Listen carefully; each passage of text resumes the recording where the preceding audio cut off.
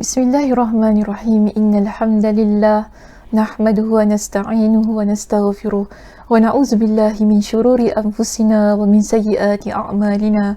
Man yahdihillahu fala mudilla lahu wa man yudlilhu fala hadiya lahu. Wa asyhadu an la ilaha illallah wahdahu la syarika lahu wa asyhadu anna Muhammadan 'abduhu wa rasuluh. Amma ba'd. Rabbi shrah li sadri wa yassir li amri wahlul 'uqdatam min lisani yafqahu qawli. Rabbi zidni ilma warzuqni fahma. Allahumma inna nas'aluka ilman nafi'a wa rizqan tayyiba wa amalan mutaqabbala. Assalamualaikum warahmatullahi wabarakatuh. Apa khabar muslimin muslimat yang dirahmati Allah sekalian? Saya harap semuanya dalam keadaan yang sihat sejahtera hendaknya. Lebih-lebih lagi pada malam ini kerana kita akan menyambung perbincangan kitab kita ya pada malam ini berkenaan dengan wiqayatul insan, iaitu pendinding diri menurut kepada Al-Quran dan As-Sunnah. Baik, pada malam ini kita akan membincangkan, kita masih lagi ya dalam bab berkenaan dengan binting ghaib. Okey, masih lagi dalam perbincangan binting ghaib. Dan pada minggu-minggu yang lepas kita dah bincangkan berkenaan dengan benteng yang pertama, yang kedua kan. Dan saya rasa hari ini kita masuk kepada benteng kita yang ketiga. Okey, benteng kita yang ketiga. Kalau yang pertama ialah berkenaan dengan ikhlas. Kemudian yang kedua berkenaan dengan melakukan ibadah semata-mata kerana Allah Subhanahu Wa Taala. Dan pada malam ini kita masuk kepada benteng kita yang ketiga. Okey, apakah benteng kita yang ketiga? Baik, sebelum itu ya saya nak maklumkan kita akan skip dua subtopik dalam perbincangan kita untuk bab ini. So kita akan skip muka surat 373 dan juga hinggalah ke muka surat 376. Dengan itu pada malam ini kita akan terus masuk kepada subtopik yang terdapat pada muka surat 233. Maaf ya, silap. Ni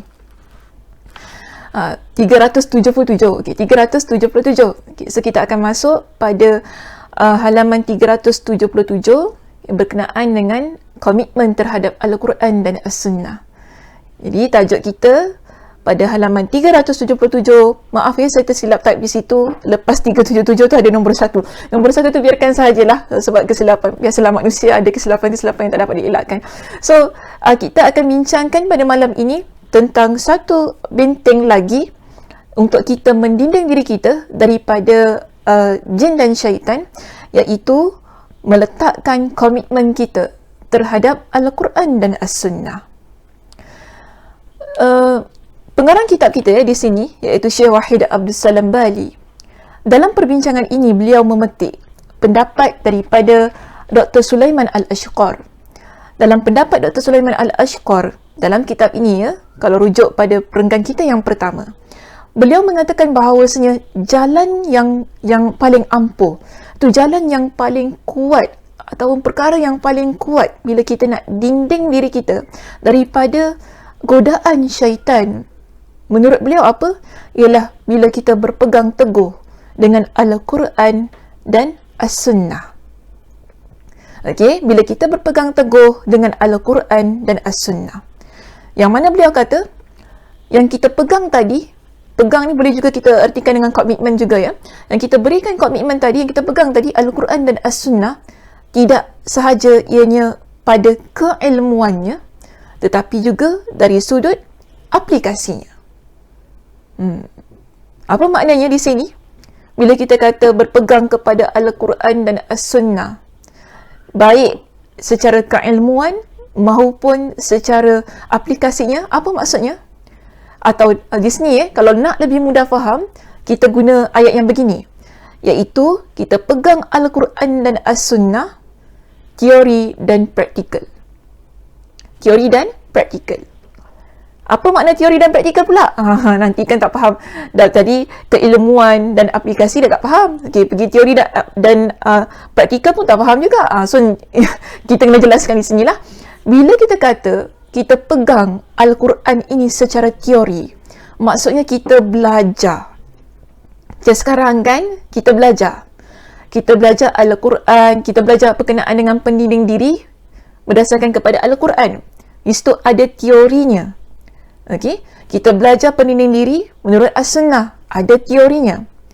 Tapi bukan hanya setakat belajar dari sudut teori, tetapi bagaimana kita menjadikan teori yang kita belajar itu tadi untuk kita aplikasikan dalam kehidupan kita. Maknanya untuk kita praktikkan apa yang kita dah belajar. Senang begini, ilmu, kita ada ilmu berkenaan dengan, bila kita kata, maaf ya, saya ulang balik, bila kita kata berpegang kepada Al-Quran dan As-Sunnah, ialah bermakna kita pegang Al-Quran dan As-Sunnah itu, kita belajar, dan dalam masa yang sama, kita mengamalkan ilmu dan amal. Okay? Bila kita kata secara keilmuan maupun aplikasinya, bermakna ada ilmunya, ada amalnya. Boleh faham ya? Okey. Baik. Seterusnya, kenapa kita perlu berpegang kepada Al-Quran dan As-Sunnah? Dari sudut teori dan praktikalnya, dari sudut keilmuan dan aplikasinya itu tadi. Kerana Al-Quran dan juga hadis Nabi SAW, kedua-duanya menunjukkan kita ni sebagai seorang Muslim. Okay? Kita ni bila kita ada Al-Quran, kita ada As-Sunnah. Al-Quran dan As-Sunnah tersebut, kedua-duanya menjadi petunjuk kepada kita untuk terus berada pada jalan Allah yang lurus. Al-Quran dan As-Sunnah memberikan panduan kepada kita bagaimana kita seharusnya menjadi seorang Muslim yang taat kepada Allah dan tinggalkan larangan Allah. Sementara syaitan senantiasa berupaya keras mengeluarkan kita dari jalan Allah ini. Al-Quran dan As-Sunnah menunjukkan kepada kita bagaimana seharusnya kita berada pada jalan Allah yang lurus. Namun, syaitan, dia akan sentiasa berusaha keras untuk mengeluarkan kita daripada jalan Allah yang lurus. Sebab itu, kita kena pegang Al-Quran, pegang As-Sunnah dengan sebaik-baiknya. Bahkan bukan setakat kita pegang secara teorinya tadi kan, tetapi bagaimana kita apply, bagaimana kita aplikasi, bagaimana kita praktikkan apa yang kita belajar dalam pembelajaran Al-Quran dan juga dalam pembelajaran As-Sunnah. Bagaimana kita praktikkan apa yang kita dah dapat dari sudut teori itu tadi dalam ilmu Al-Quran dan juga hadis Nabi SAW. Kerana begini, dalam Al-Quran, Allah sebutkannya dalam Al-Quran, pada surah Al-An'am ayat 153, Allah sebutkan kepada kita berkenaan dengan jalan Allah yang lurus. Ini adalah kitab kita. Bila Dr. Sulaiman Al-Ashqar mengemukakan pendapatnya bahawasanya berpegang kepada Al-Quran dan As-Sunnah merupakan jalan yang paling ampuh untuk kita menolak godaan syaitan. Kerana apa? Al-Quran dan As-Sunnah adalah panduan kepada jalan yang lurus. Ini adalah sebagaimana yang telah Allah Subhanahu wa Ta'ala nyatakan dalam Al-Quranul Karim. Di mana? Surah Al-An'am dalam ayat 153. Okay, surah Al-An'am dalam ayat 153. Allah Subhanahu wa Ta'ala berfirman dalam ayat ini, Allah kata kepada kita, wa anna hadha sirati mustaqima. Wa anna hadha sirati mustaqima. Fattabi'uhu. Dan bahawa sesungguhnya inilah jalanku yang betul-betul lurus. Allah kata agama yang kita anuti sekarang ini, ya, muslimin muslimat yang dirahmati Allah sekalian, agama yang kita anuti itu, agama Islam kita ini, Allah kata dalam surah Al-An'am ayat 153, ianya adalah agama Allah yang lurus. Maka Allah kata ini adalah jalanku yang lurus, maka ikutilah jalan yang lurus itu. Wala Allah kata wala tattabi'us subul. Jangan kalian ikuti jalan-jalan. Atau kalau kita baca di sini, Allah kata, dari terjemahannya di situ, Allah kata, jangan kamu ikuti jalan-jalan lain selain daripada jalan aku yang lurus itu tadi. Yang Allah suruh kita ikut. Kemudian Allah kata, Allah berikan kepada kita dengan sebab kenapa Allah larang kita ikut jalan-jalan selain daripada jalan Allah yang lurus. Allah kata apa? Jalan-jalan lain yang kalau kita ikut akan menyebabkan kita tercerai berai daripada jalan Allah yang lurus, iaitu agama Allah ini. Atau dengan kata lain, agama Allah yang mana di dalamnya ataupun sumbernya adalah Al-Quran dan As-Sunnah. Kalau kita pilih jalan yang lain selain daripada jalan Allah yang lurus, maksudnya di sinilah kita juga memilih untuk jauh daripada Al-Quran dan As-Sunnah. Sebab itu, ketika Nabi SAW, ada satu peristiwa yang ingin saya kongsikan di sini. Berkenaan dengan Nabi SAW pernah, ada pada satu masa Nabi duduk bersama dengan para sahabat. Lalu Nabi SAW meletakkan satu gambaran kepada para sahabat berkenaan dengan jalan yang lurus. Apa yang Nabi SAW lakukannya? Kita lihat begini. Nabi SAW jelaskan kepada para sahabat baginda dengan satu gambaran berkenaan dengan jalan yang lurus. Yang mana Nabi SAW pada masa itu, kalau kita rujuk dalam riwayat Imam Ahmad, disebutkan bahawasanya kunna indan Nabi SAW. Rasulullah ketika kami bersama dengan Nabi SAW, fa khatta Nabi SAW menggariskan satu garisan. Maaf ya, ini saya ambil daripada riwayat Ibn Majah. Okey, ini saya ambil daripada riwayat Ibn Majah dengan sanad yang sahih. Pada masa itu, Nabi SAW diceritakan oleh Jabir ibn Abdullah, Nabi SAW menggariskan satu garisan. Kemudian Nabi SAW juga ada meletakkan dua garisan di kanan dan kiri baginda.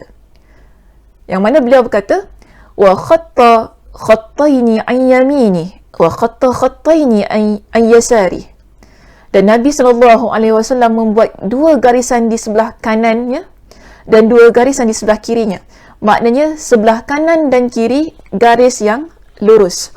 Sebab itu, kalau dilihat dalam gambaran yang saya sertakan di sini, yang warna hijau itu adalah garisan yang lurus. Yang pertama sekali Nabi SAW gariskan. Kemudian Nabi SAW berikan buat garis-garisan di kanan dan kiri garis yang lurus itu. Tadi yang saya baca, riwayat Ibn Majah disebutkan dengan dua garisan pada kanan dan kiri.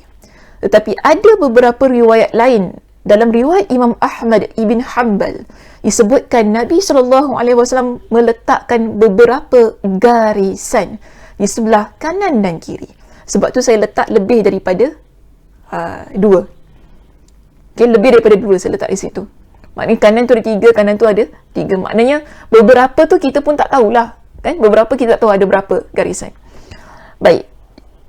Cuma kita panggil ia sebagai jalan yang lain selain daripada jalan yang lurus yang berada di tengah itu. Dan apa kata Nabi SAW ketika Nabi membuat gambaran ini? Ketika Nabi SAW membuat gambaran ini, Nabi kata kepada para sahabat, Nabi kata begini, untuk jalan yang lurus yang warna hijau tu kan, Nabi kata, hadza sabilullahi mustaqimah. Ini adalah jalan Allah yang lurus. Nabi kata apa? Ini adalah jalan Allah yang lurus. Sebagaimana Allah Subhanahu wa Ta'ala berfirman dalam surah Al-An'am tadi kan? Allah kata apa dalam surah Al-An'am ini? Allah kata, wa anna hadza surati mustaqimah. Sesungguhnya inilah jalanku yang lurus. Dan bila Nabi SAW membuat garisan tadi, Nabi pun kata apa? Jalan yang tengah tu kan, yang Nabi buat garisan tu, inilah jalan Allah yang lurus. Nampak tak? Al-Quran dan As-Sunnah saling menguatkan antara satu dan yang lain. Saling menjelaskan antara satu dan yang lain. Sebab itu penting kita berpegang kepada Al-Quran dan As-Sunnah. Penting kita berpegang kepada kedua-duanya. Supaya lebih jelas kefahaman kita, jelas pengamalan kita, jelas juga pengetahuan kita tentang satu perkara dalam agama kita. Maka di sini kita lihat, dalam Al-Quran tadi Allah suruh kita ikut jalan Allah yang lurus, bukan? Dalam hadis Nabi SAW, Nabi letakkan dengan satu garisan dan Nabi kata apa? Ini adalah jalan Allah yang lurus. Lalu apa kata Nabi SAW pada garis-garis yang ada di kanan kiri jalan yang lurus itu? Nabi kata apa kepada para sahabat? Hazihi subul. Dalam Al-Quran juga Allah kata as-subul. Nabi kata inilah jalan-jalan. Okay, yang kanan kiri tadi, inilah jalan-jalan. Walaysa minha sabilun illa alaihi syaitanun yad'u ilaihi. Nabi kata apa? Dan jalan-jalan tersebut tidak ada satu pun daripada jalan-jalan tersebut, iaitu garis-garis yang ada di kanan kiri jalan yang lurus. Okey, garis-garis yang ada di kanan kiri jalan yang lurus. Nabi kata walaysa minha sabilun illa alaihi syaitanun yad'u ilaihi. Tidak ada satu jalan pun dari jalan-jalan tersebut melainkan di atasnya terdapat syaitan yang mengajak ke jalan itu. Sebab itu dalam surah Al-An'am tadi kan, Allah kata apa? Wala tattabi'us subul. Jangan kalian ikut jalan-jalan itu. Bila kita ikut jalan-jalan itu yang ada di kanan dan kiri jalan yang lurus, Allah kata apa? Fatafarraqa bikum an sabili. Maka ia akan mencerai-beraikan kalian daripada jalannya yang lurus. Kerana di situ, di jalan-jalan yang lain selain daripada jalan garis tengah yang ada ni kan, di situ ada syaitan yang mengajak kita supaya kita melakukan kemungkaran. Kita melakukan dosa dan kemaksiatan yang boleh menjauhkan kita daripada jalan Allah Subhanahu wa taala yang lurus. Jadi sebab itu Nabi SAW pesan kepada kita. Di akhir hadis ini, Nabi pun membaca surah Al-An'am ayat 153 itu tadi. Untuk menunjukkan kepada kita, kita perlu ikut jalan yang lurus yang ada di tengah. Dan tinggalkan jalan-jalan lain yang ada di kanan kiri ini. Jalan-jalan yang lain yang ada di kanan kiri ini, Nabi suruh kita tinggalkan sebagaimana yang Allah Subhanahu wa taala perintahkan kepada kita dalam surah Al-An'am ayat 153 itu tadi. Okey, dalam surah Al-An'am ayat 153 itu tadi. Sebab itu kalau kita lihat di sini, okey, Nabi SAW tegaskan kepada kita yang di tengah. Okay, kalau kita rujuklah dalam riwayat-riwayat yang lain kan, Ibn Mas'ud ketika beliau ada seseorang yang bertanya kepada beliau, okey, tadi kan Nabi kata apa? Jalan Allah, jalan yang tengah ini adalah jalan Allah. Jalan Allah yang lurus, ikut. Sebab tu saya letak tanda right dekat atas tu. Okey, tanda yang betul. Jadi yang betul kita kena ikut jalan yang tengah. Lalu Nabi kata apa? Di kanan kiri itu ada syaitan-syaitan yang menyeru supaya ikut. Sebab itu dalam Al-Quran Allah kata jangan ikut jalan yang ada di kanan kiri. Nabi juga memerintahkan kepada kita jangan ikut jalan yang di kanan kiri. Sebab itu adalah jalan syaitan. Ibn Mas'ud dalam sebuah riwayat, Ibn Mas'ud pernah ditanya oleh seseorang, apakah jalan yang lurus? Kan? Ada orang tanya dengan Ibn Mas'ud radhiyallahu an, apakah jalan yang lurus? Jadi Ibn Mas'ud radhiyallahu an, ketika beliau menjawab pertanyaan daripada orang itu, beliau berkata apa? Dia pun menjawab, Nabi SAW meninggalkan kita di pangkal As-Sirat. Nabi tinggalkan kita di pangkal As-Sirat. Sedangkan hujungnya ada di syurga. Hujungnya ada di syurga. Sementara di sebelah kanan dan kiri itu ada banyak jalan. Okey. Kanan dan kiri ini ada banyak jalan. Nabi tinggalkan kita di jalan yang tengah ini. Jalan Allah ini. Yang mana pada jalan Allah ini ada apa? Tadi Ibn Mas'ud kata, ada syurga. Kanan kiri, jadi dia kata apa? Dan jalan ada, dan sementara di sebelah kanan dan kiri ini ada banyak jalan. Dan di sebelah kirinya pun ada banyak jalan. Kanan kita ada banyak jalan, kiri kita juga pun ada banyak jalan. Okey? Kemudian didapati padanya orang-orang yang menyeru siapa saja yang melewati mereka.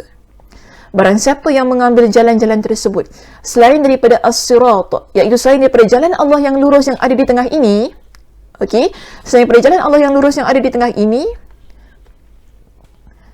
maka apa kata Ibn Mas'ud? Maka sampailah dia ke neraka.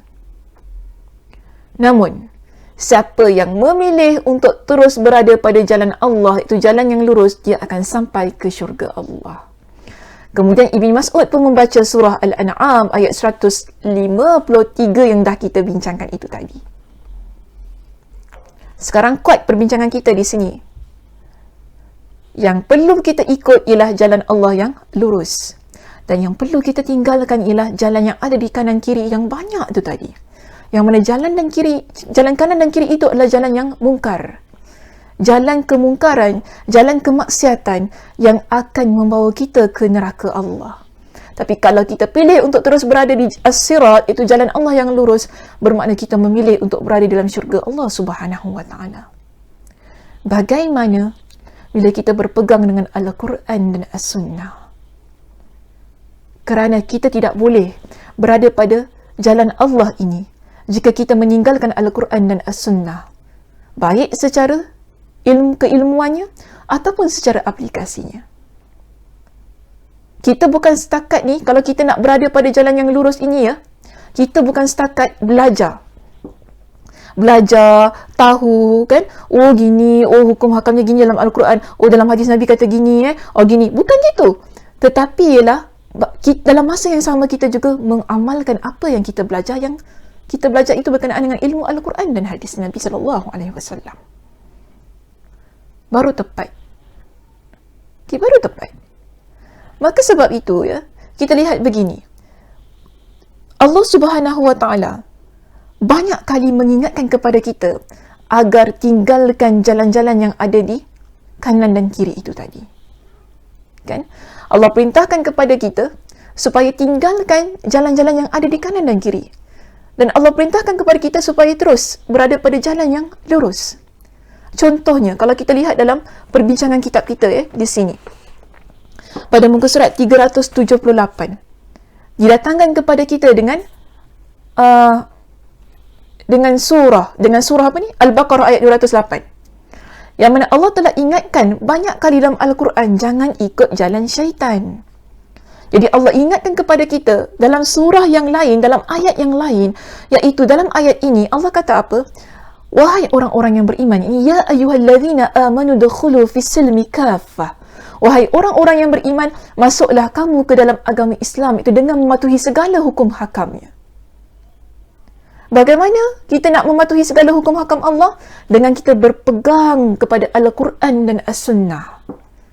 Kita tak boleh tiba-tiba kita nak mengamalkan Al-Quran dan As-Sunnah. Kita tak boleh tiba-tiba nak mengamal dan mematuhi semua hukum hakam Allah kalau kita tidak belajar, kalau kita tidak mengetahui dan kalau kita tidak amalkan.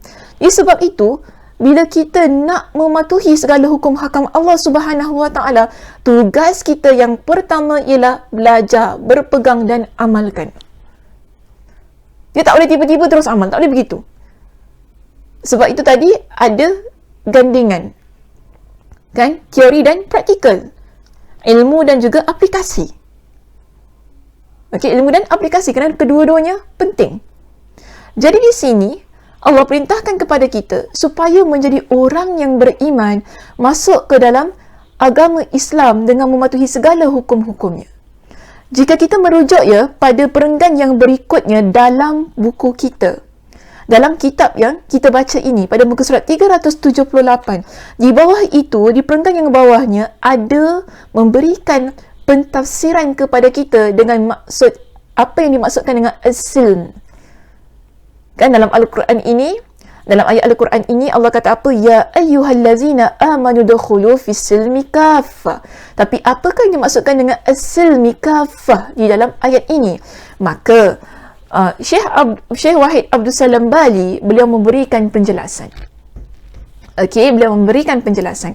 Apa penjelasan beliau?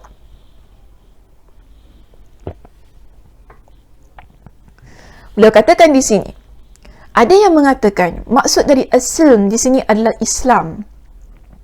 Okey, sebab itu terjemahan kita dalam slide kita di sini ialah masuklah kamu ke dalam agama Islam. Okay, dengan mematuhi segala hukum hakamnya.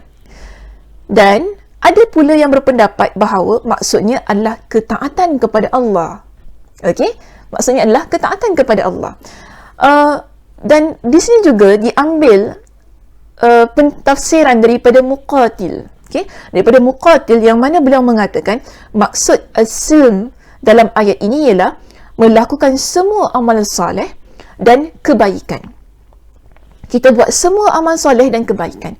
Tapi ya, saya tanya begini, tapi bagaimana kita nak betul-betul masuk ke dalam Islam itu tadi, iaitu dalam agama kita dengan mematuhi segala hukum hakamnya? Bagaimana kita nak taat kepada Allah sebagaimana pendapat yang kedua dalam kitab kita, dan bagaimana kita ni nak jadi orang yang melakukan semua amal soleh dan kebaikan sebagaimana pendapat Muqatil di dalam kitab kita ini?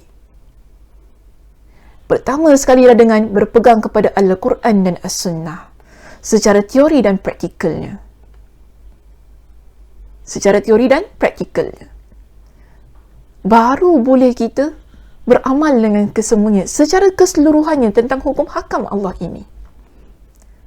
Dan Allah perintahkan kepada kita, setelah kita masuk ke dalam agama Allah, dengan kita melaksanakan segala perintah Allah, dan kita menjadikan diri kita orang yang beramal soleh, dan juga melaksanakan kebaikan-kebaikan sebagaimana yang Allah perintahkan itu tadi. Allah kata kepada kita apa?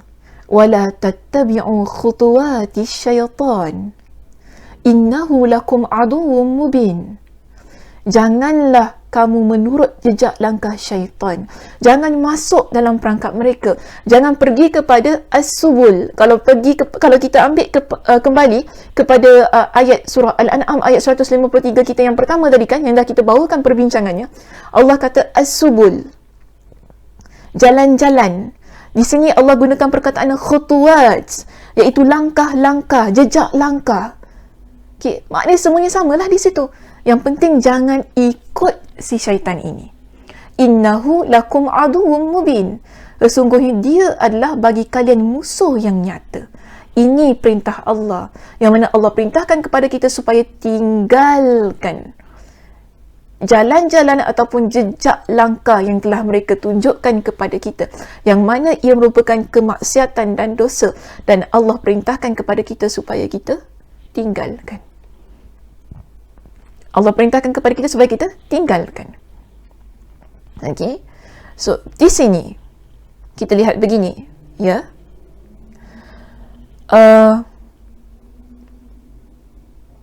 Kenapa penting? Kenapa pentingnya kita ni menjadi seorang insan yang berpegang kepada Al-Quran dan As-Sunnah?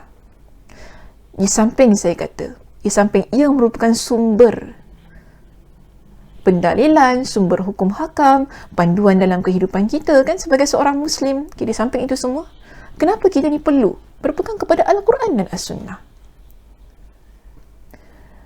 Dalam kitab ini, di perenggan yang terakhir sekali, kalau kita rujuk di situ, ada satu kisah yang dikongsikan oleh Imam Ibn Jauzi ketika dia meriwayatkan dengan sanadnya kepada A'mash. Dia ada ceritakan bahawasanya ada seseorang yang boleh berbicara kepada jin, bercerita kepada kami. Apa yang dia cerita? Dia kata, dia kata begini. Maknanya ini adalah pengakuan daripada bangsa jin. Orang yang paling sukar untuk diganggu ialah yang ikut sunnah. Dalam pengakuan ini dia kata, orang yang paling sukar untuk diganggu, digoda, dijerumuskan ke dalam kemaksiatan, dijerumuskan dalam dosa ialah mereka yang berpegang kuat dengan sunnah Nabi SAW. Sementara kami akan mempermainkan orang-orang yang memperturutkan hawa nafsu mereka. Tapi, kalau orang itu adalah orang yang mengikuti hawa nafsu mereka, maka mudah untuk mereka mempermain-mainkan orang yang sedemikian. Tapi, kalau kita jadi orang yang pegang kepada As-Sunnah, maksud pegang kepada As-Sunnah ni ialah kita ikut semua yang Nabi SAW lakukan. Dan ini termasuk Al-Quran Al-Karim. Dia mesti ada gandingan. Bila kita kata kita ikut sunnah, bermakna kita juga adalah ikut kepada Al-Quranul Karim.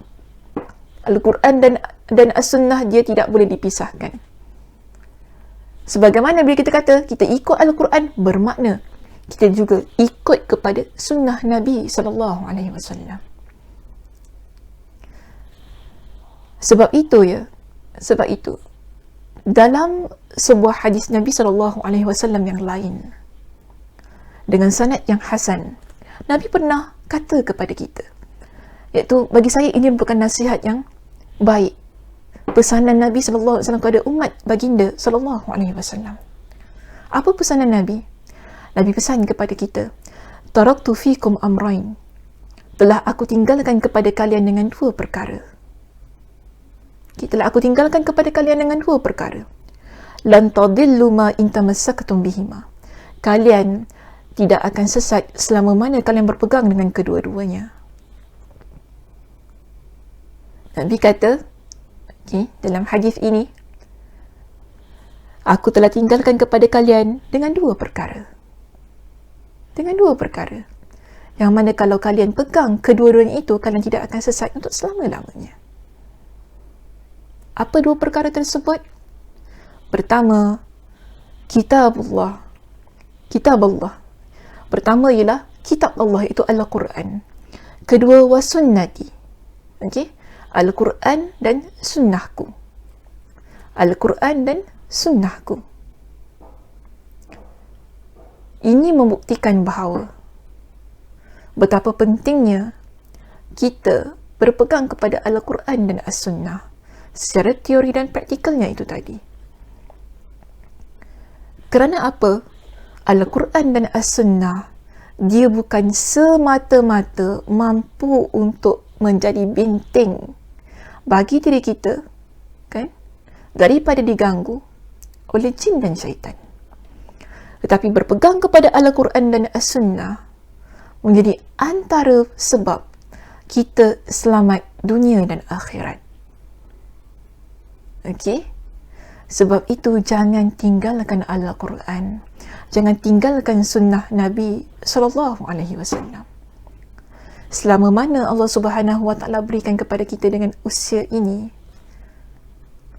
yang merupakan satu peluang dan ruang Allah berikan kepada kita, belajar Al-Quran, belajar hadis Nabi SAW. Bila kita belajar, kita faham, amalkan dalam kehidupan kita.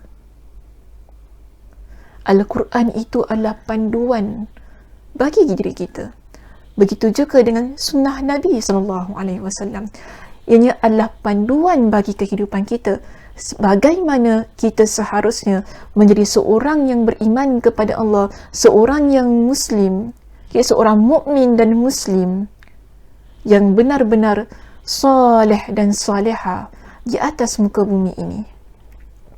Ia adalah panduan yang bukan sahaja di dunia, tetapi ianya akan manfaatnya akan kita bawa hingga ke akhirat sana nanti. Muslimin muslimat yang dirahmati Allah sekalian, itu sahaja perbincangan kita pada malam ini. Terima kasih kerana mengikuti kajian ataupun pengajian-pengajian yang dianjurkan oleh pihak Masjid Naim. Mudah-mudahan Allah Subhanahu Wa Taala memberikan kepada kita kekuatan untuk meneruskan inisiatif dakwah ini, dan juga kekuatan kepada anda semua untuk terus-terusan tanpa jemu mengikuti setiap pengajian yang diadakan. Saya tutup kuliah kita pada malam ini dengan tasbih kafarah. Subhanakallahumma wa bihamdika asyhadu an la ilaha illa anta astaghfiruka wa atubu ilaik. Assalamualaikum warahmatullahi wabarakatuh.